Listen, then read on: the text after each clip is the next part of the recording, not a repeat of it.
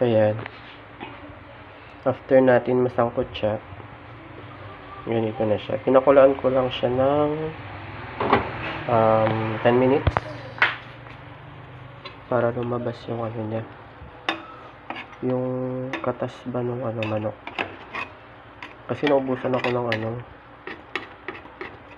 Nor chicken. Kaya pinakuluan ko na lang siya ng 10 minutes. Tapos okay na to. Lagay ko na yung niya. Ito. Yung sayote. Yan. Para lumambot na rin siya. Yung dahon naman ng sili, mamaya konti. Kapag na half cook na tong sayote. Ayan.